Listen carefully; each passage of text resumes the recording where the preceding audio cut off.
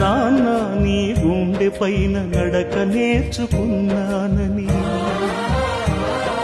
నీ చూపుడు వేలితో లోకాన్నే చూశానని, నాన్నను పూజిస్తే ఆది దేవుని కది అందునని,